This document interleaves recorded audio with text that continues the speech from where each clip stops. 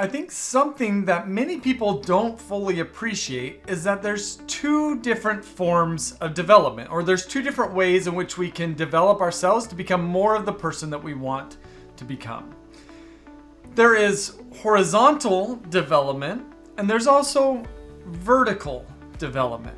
Now, I think when most people think about development, where their minds actually go is horizontal development. What I want to do for you in this video is I want to talk about just horizontal development, and I'll talk about vertical development in a separate video.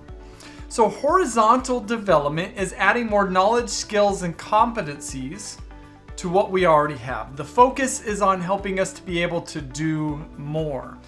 And if we were to think about this in terms of an iPad, it's like adding an app onto that iPad. You see, what that new app does is it broadens that iPad's functionality. It can now do more than what it could do previously.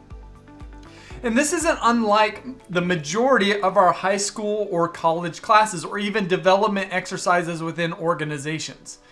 The focus, for example, let's just take accounting, is on, let me give you the knowledge and skills associated with accounting so that when you go out into the real world, you can now perform accounting practices.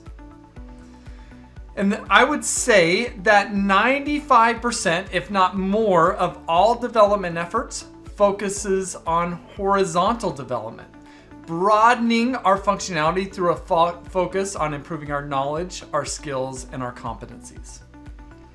But one of the things that we need to recognize is that while this is beneficial, it has its limitations. And the primary limitation is that if we download an app onto an iPad, that doesn't necessarily improve how effectively that iPad operates.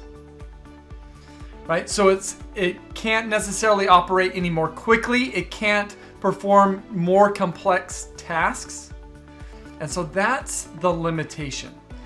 But horizontal development isn't bad, it's just limited. And so what this means for us is that horizontal development will always be only incrementally helpful. It almost will never be transformationally helpful. And that's where we'll need to get into vertical development. Like I said, we'll do that in another video, but hopefully this concept of horizontal development makes sense.